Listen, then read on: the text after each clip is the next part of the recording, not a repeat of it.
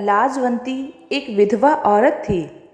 उसका बेटा सुरेंद्र ही उसका सहारा था। लाजवंती सुरेंद्र को बड़ा आदमी बनाना चाहती थी, इसलिए वह लोगों के घरों में काम करती थी जिससे वह अपने बेटे को पढ़ा सके। एक दिन सुरेंद्र घर आया और माँ से बोला, माँ, तुम कब तक लोगों के घरों में काम करती रहोगी? मुझे अच्छा नहीं लगता। मैं पढ़ाई छोड़कर कुछ काम ढूंढ लेता हूँ। लाजवंती ने उसे समझाते हुए कहा, नहीं बेटा, मैं कितना भी कष्ट उठा लूँ पर तू अपनी पढ़ाई पर ध्यान दे। भगवान ने चाहा तो तेरी अच्छी सी नौकरी लग जाएगी। मैं उसी दिन का इंतजार कर रही हूँ। सुरेंद्र हनुमान जी का भक्त था।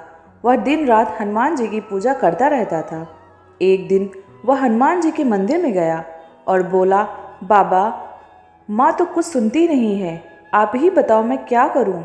आप ही उन्हें समझाओ। वह बजरंगबली के सामने बैठकर बातें करता रहा।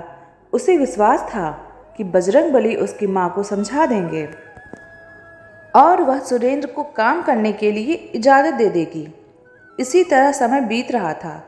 कुछ दिनों बाद सुरेंद्र की पढ़ाई पूरी हो गई। उसके बाद सुरेंद्र नौकरी ढूंढने लगा। वह सुबह उठकर हनुमान जी के मंदिर जाता, उसके बाद नौकरी की तलाश में निकल जाता।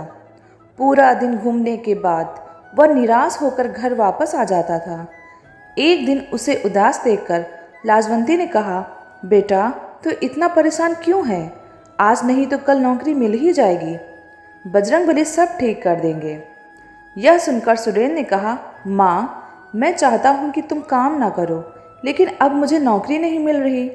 यदि कुछ दिन और ऐसा चला तो मैं नौकरी की तलाश छोड़कर मजदूरी करना शुरू कर दूंगा। तब लाजवंती बोली, नहीं बेटा, तू ऐसा बिल्कुल नहीं करेगा। तू कोशिश करता रह, सब ठीक हो जाएगा। अगले दिन सुरेंद्र फिर नौकरी की तलाश में जा रहा था। तभी उसे उसके पुराने स्कूल के मास्टर जी मिल गए। उन्होंने सुरेंद्र से कहा, बेटा, कहाँ जा रहे हो? मैं तो तुम्हारे घर जा रहा था। यह सुनकर सुरेंद्र ने कहा, नमस्ते मास्टर जी, मैं तो नौकरी की तलाश में जा रहा था। आप बताइए, क्या काम था? मास्टर जी ने कहा, बेटा, रामपुरा गांव के एक मास्टर जी पढ़ाते थे। वे अब रिटायर हो गए हैं।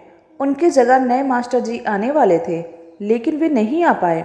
यदि तुम कल से 3 दिन तक उनकी जगह पढ़ा सको तो मैं हेड मास्टर जी से कहकर तुम्हारी नौकरी पक्की करवा सकता हूँ।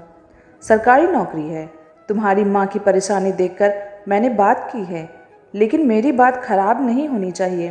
तुम्हें समय पर जाना होगा और बच्चों को 3 दिन तक अच्छे से हिंदी पढ़ानी होगी। यह सुनकर सुरेंद्र बहुत खुश हुआ।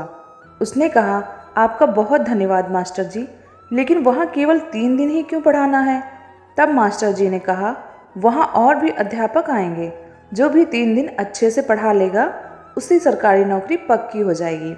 सुरेंद्र ने मास्टर जी को धन्यवाद दिया और घर आकर यह खबर माँ को सुनाई। लाजवंती उसकी बात सुनकर बहुत खुश हुई। सुरेंद्र ने बजरंगबली के सामने बैठकर प्रार्थना की, हे बाबा, मुझे यह नौकरी दिलवा दीजिए। मैं जीवन भर आपकी सेवा करता रहूँगा। यह कहकर वह बजरंगबली का ध्यान करके बैठ गया और उनका गुणगान करने लगा। अगले दिन स्कूल में हेड मास्टर जी के सामने एक सुंदर नौजवान खड़ा था। वह सुरेंद्र था। सुरेंद्र ने अपना परिचय दिया और हेड मास्टर जी ने उसे बच्चों को पढ़ाने के लिए भेज दिया।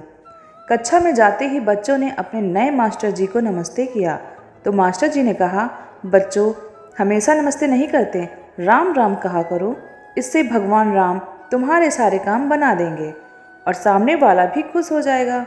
बच्चों को नए मास्टर जी बहुत अच्छे लगे। वे सारे दिन भगवान राम का चरित्र उन्हें सुनाते रहे।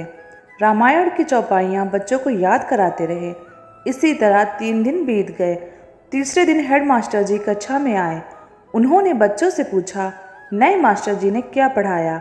एक बच्चे ने कहा, राम राम मास्टर जी। उसके बाद उस बच्चे ने रामायण की बहुत सारी चौपाइयाँ सुनाई और भगवान राम का गुणगान किया। यह सुनकर हेड मास्टर जी ने कहा, अरे मास्टर जी, आपने तो कमाल कर दिया। इतना तो हम कई वर्षों में नहीं सिखा पाते जितना आपने 3 दिन में सिखा दिया। आपकी नौकरी पक्की हो गई है। मैं मास्टर जी के हाथ से आपके घर चिट्ठी भिजवाता हूँ और अपना सामान लेकर आ जाना। अगले दिन मास्टर जी सुरेंद्र के घर गए और उसका दरवाज़ा खटखटाया। सुरेंद्र ने दरवाज़ा खोला तो सामने मास्टर जी खड़े थे। सुरेंद्र उन्हें लेकर घर के अंदर आया। सुरेंद्र ने मास्टर जी से कहा, मास्टर जी, मैं माफ़ी चाहता हूँ। माँ बहुत बीमार थी, इसलिए इन्हें इस हाल में छोड़कर मैं नौकरी के लिए जा नहीं सका। यह सुनकर मास्टर जी चौंक गए और बोले, यह तुम क्या कह रहे हो?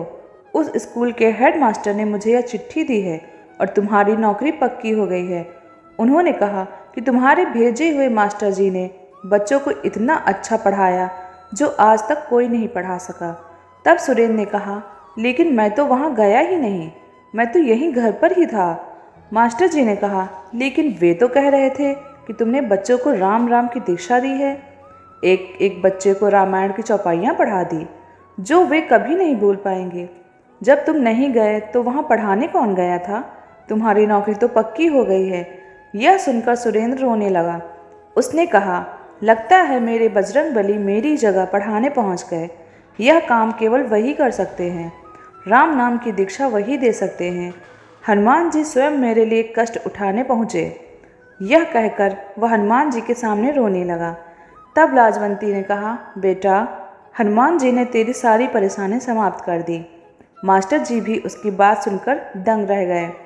उन्होंने कहा, बेटा, तुझ पर बजरंगबली की बहुत कृपा है। वे तेरी परेशानी देखकर दौड़े चले गए। अब तू उनका नाम ले और कल से नौकरी शुरू कर। अगले दिन सुरेंद्र सुबह मंदिर गया और हनुमान जी के सामने बैठकर ध्यान करने लगा। उसके बाद वह विद्यालय गया और वहाँ अच्छे से बच्चों को पढ़ाने लगा। सुरेंद्र और लाजवंती बहुत खुशी खुशी रहने लगे। सुरेंद्र विद्यालय से आने के बाद सारा समय बजरंगबली का गुणगान करता रहता। जय श्री राम, जय बजरंगबली। दोस्तों, ये कहानी अगर आपको पसंद आई हो तो कृपया इस वीडियो को लाइक करें और ऐसी ही बहुत सारी कहानियों को सुनने के लिए चैनल को सब्सक्राइब करें। धन्यवाद।